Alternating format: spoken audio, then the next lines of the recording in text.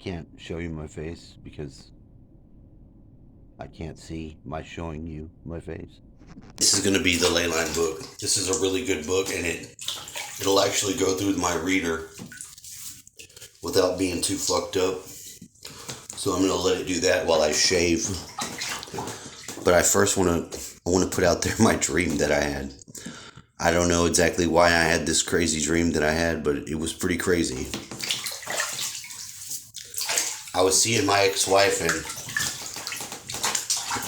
whatever her boyfriend is, and it was very strange because he was hooked on some sort of weird drug that was glowing.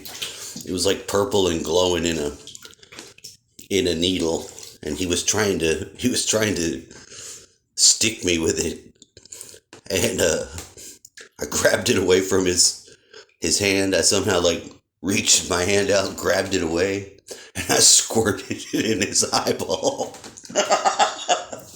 And then I threw the thing at him, and it stuck him through his shirt. It was just hanging there. I was like, I don't want your dirty fucking drug. And then it was a bunch of weird ass shit.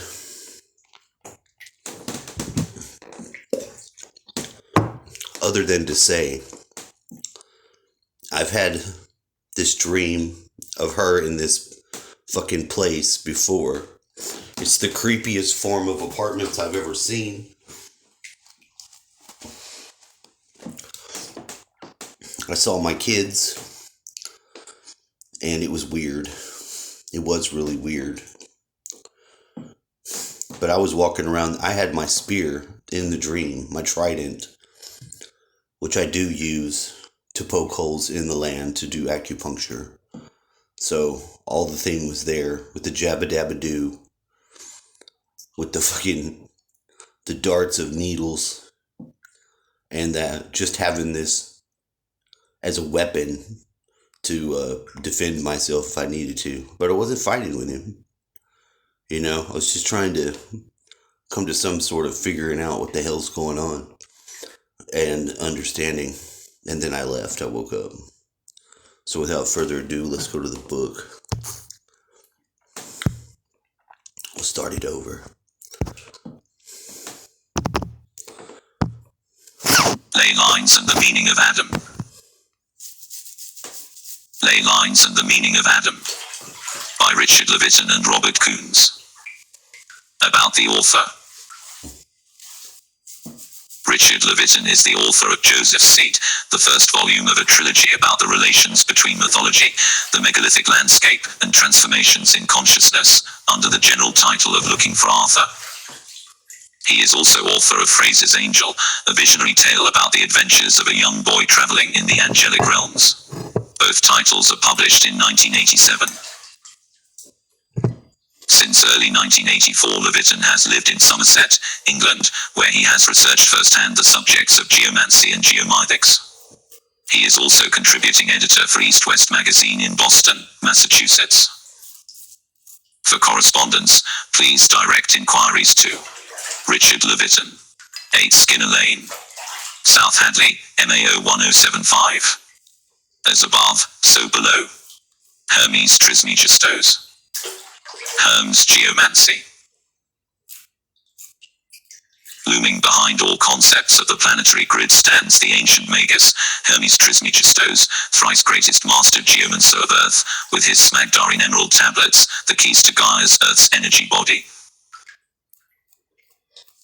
That same master grid engineer, the god's messenger for Earth, later passed the flame of his mastery, for our time, to the Archangel Michael with his solar initiatory sword. Michael, say the Hebrews, is the keeper of the secrets of the relations between heaven and earth, the nurturing bond of geomancy.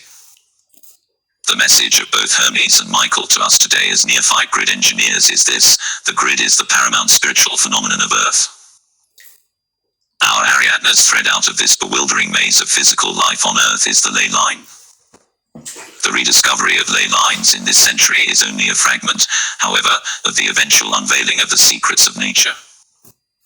Ley lines are the luminous strands that many are pulling at today, hardly suspecting what riches lie at the end of these subtle light lines. All ley lines lead to the planetary grid, the primary light and energy matrix, creating, enveloping, and maintaining planet Earth, our Gaia. The grid has been variously described by poets and clairvoyants in recent times. Ley lines at the radial threads on a spider's web. 1.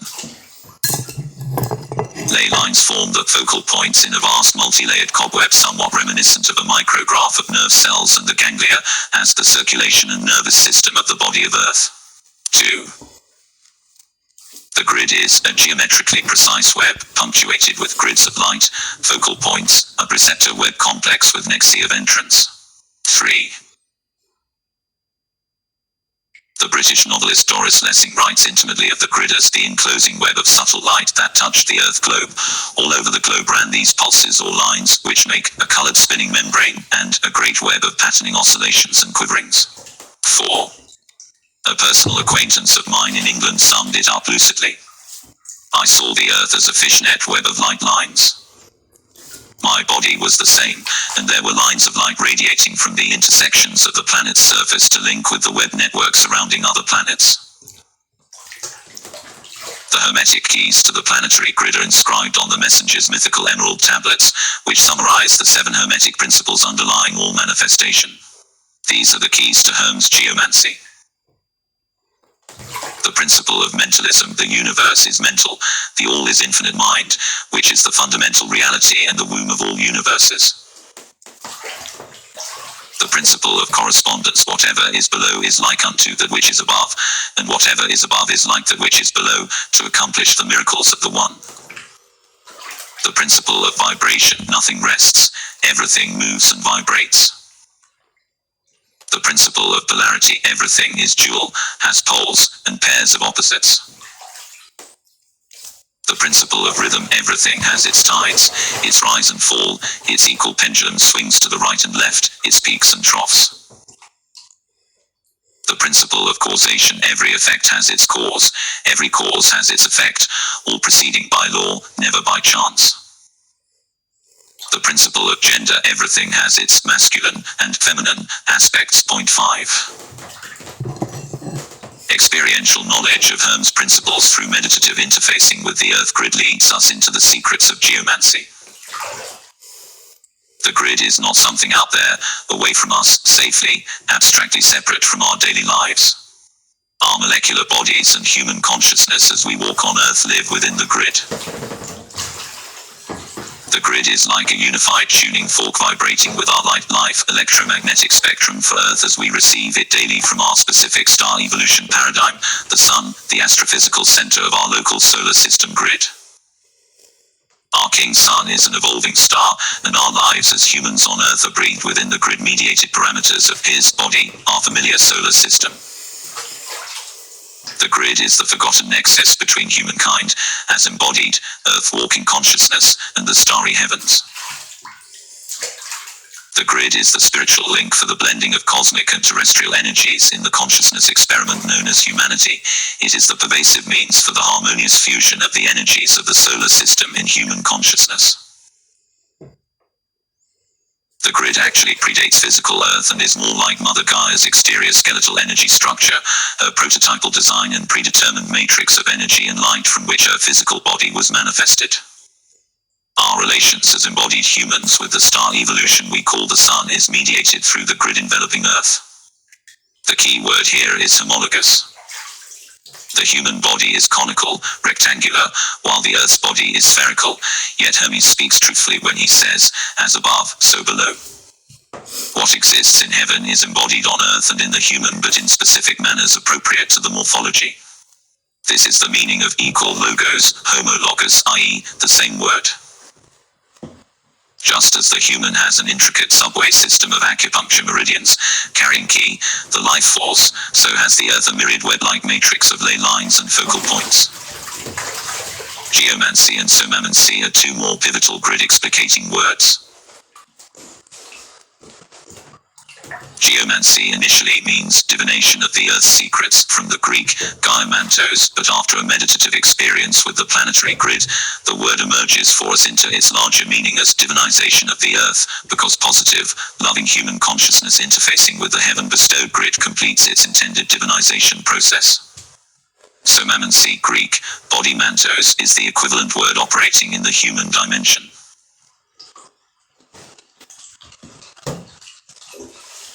As we breathe meditatively with love from above, which is the fundamental energy behind light and matter, at focal points on the grid, not only do we bring the Earth's light lines into clarity, we manifest our own inherent divinity, perceive our own bodily ley lines, and come to embody, knowingly, summamantically, this inseparable nexus between the Earth, cosmos, and human. Another name for this nexus is the grid. Thus geomancy and somamancy are two sides of the same coin. When we harmonize and enlighten Geo, we do reciprocally the same for Soma. Eastern esoteric yoga informs us that the human has not only the apparent physical body, but a series of overlapping, multidimensional bodies which form a kind of Jacob's ladder away from the familiar body of bones and flesh into the body of light.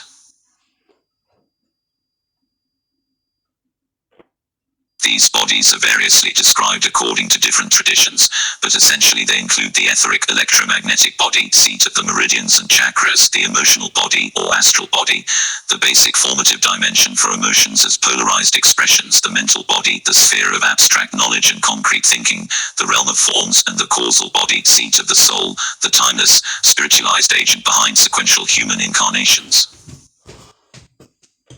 These five bodies form an interpenetrating consciousness grid, like a series of Chinese boxes, or like the layers of an onion, with always another inside.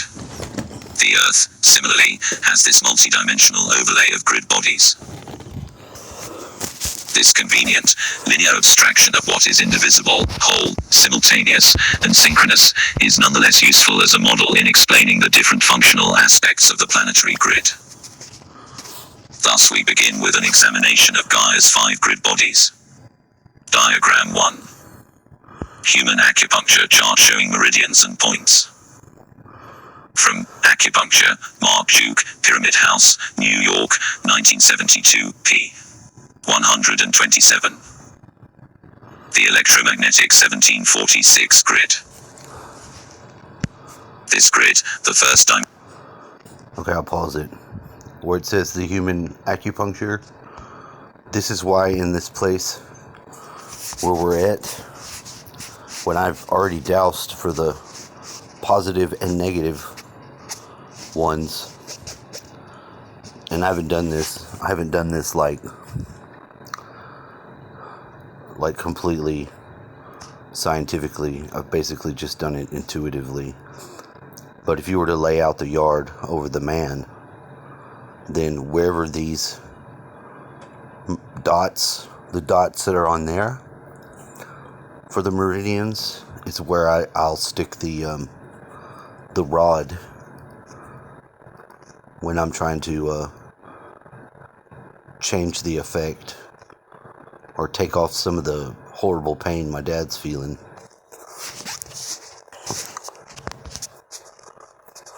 This grid, the first dimensional expression away from the physical Earth, is the foundation of the material Earth and what Ecclesiastes called the Golden Bowl. It is an etheric energy duplicate, though more subtle, of the physical, whether human or planetary, and it is here that most contemporary geomancers, dowsers, and lay hunters are conducting their investigations. This body vitalizes and energizes the physical. Yeah. It is the clearinghouse for all incoming energy fields and transmits them intelligently to the organic body matrices, organs, or power points. It is the channel for physically focused consciousness to register the subtle worlds of energy and influence. Through the electromagnetic body course, the acupuncture meridians, the yin negative, feminine and yang positive, masculine polarized channels for the two breaths of qi, the pervasive life energy, as catalogued by the ancient Chinese. These meridians traverse the physical earth and human body in an intricate though rationally precise matrix, visually resembling something like the New York City subway system at its most obtuse. Diagram 1 above.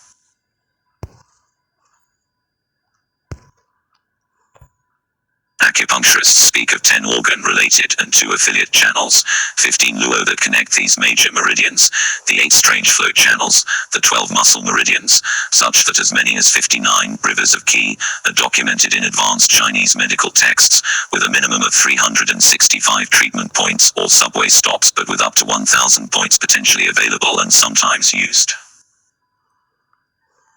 Dots.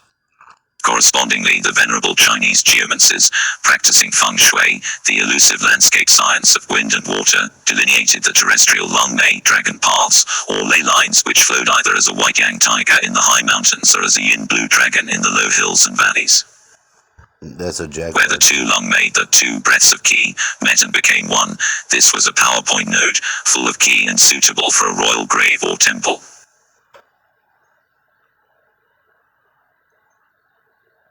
The masters of feng shui then intelligently placed their acupuncture needles of stone at these key power fusion points to clarify, harmonize, energize, and distribute the terrestrial qi in the grid in accordance with daily, weekly, monthly, seasonal, and yearly calendars, which is precisely what the acupuncturist does with her assortment of tiny needles and treatment maps of the human body.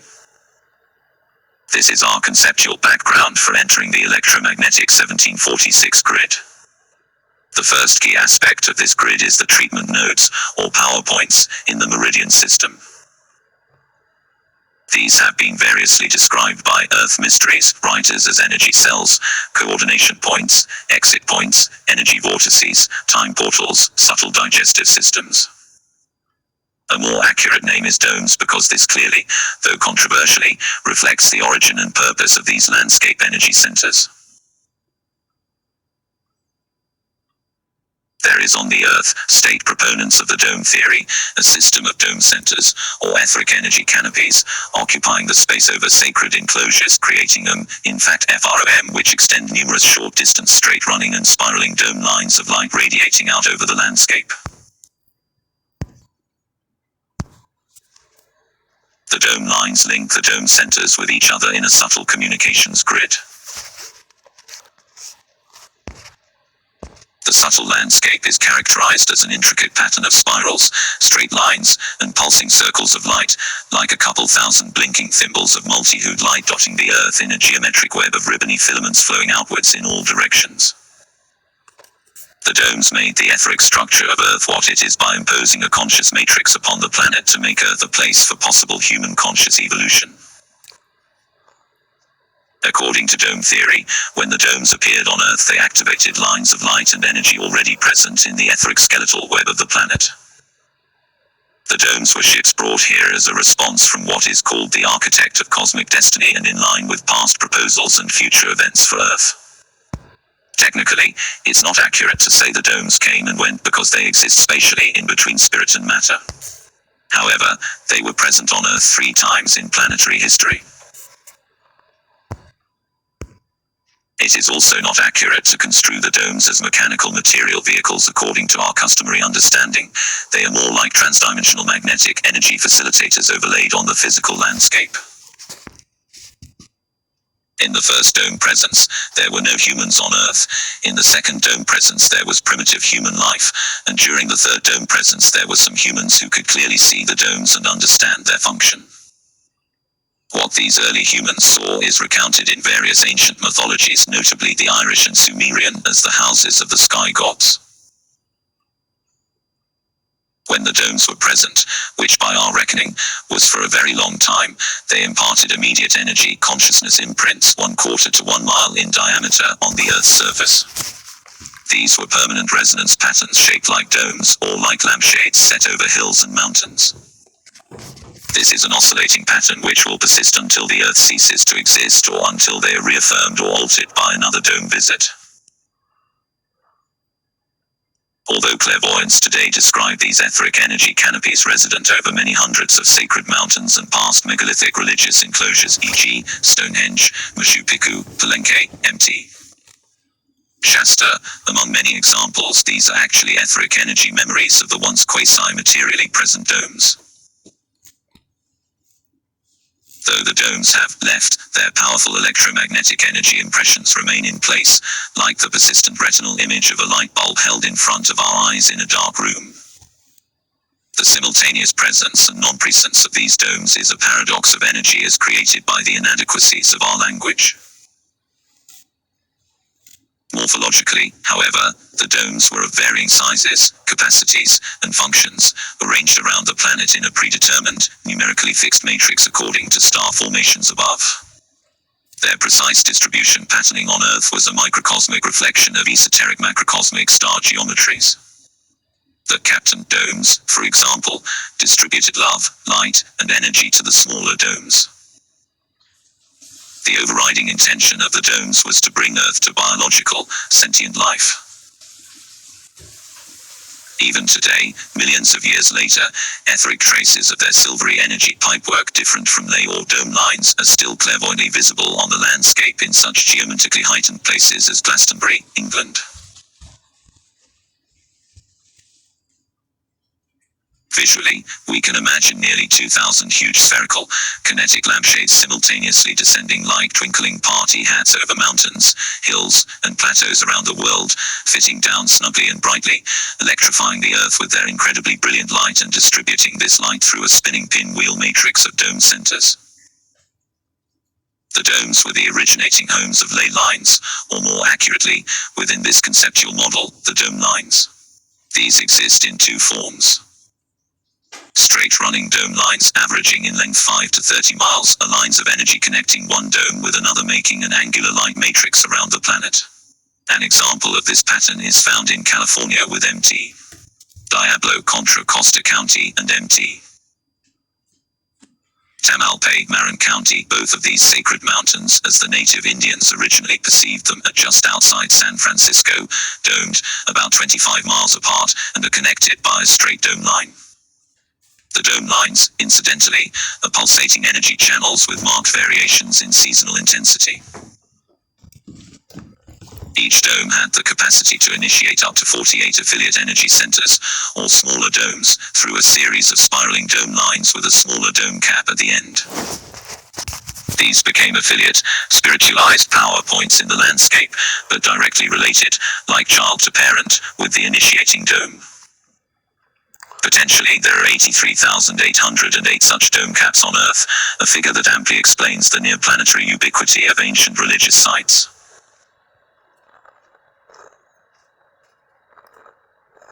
The specific radiating pattern for the spiraling dome lines was heliocentric, according to the phi ratio, or golden mean, golden proportion, golden section of sacred geometry, expressed as 1.618034, which is an asymmetrical spiral exemplified in the patterning whirls of the sunflower and the leaf distribution pattern for many plants and described as the Fibonacci series. For example, Mt. Tamalpay sends out at least 2 dome caps into urban San Francisco, spiritually energizing the areas of the Palace of Fine Arts and Lincoln Park. The dome at Mt. Diablo similarly sends dome caps into what are now urban Oakland and Berkeley. Diagram 2. Moreover, whenever any spiral or straight dome lines intersect, they form minor power points called line nodes. Diagram 2. Alright, I'm going to stop it here and then break it up. I'm not going to add all of my own personal shit till I get through the book, but I'll have to make a couple of these beforehand. Because I've listened to this play, like 10,000 times. I would play it on my speaker. I would put on the, like the delta wave, the brain wave. Put it on, so I have this voice timed up with the brainwave frequency, and I would adjust it, and in that way it would be very helpful to memorize or know or intuit, because some of this information would sink in, because I don't always use the information with it like fully left-brained. I expose myself to it.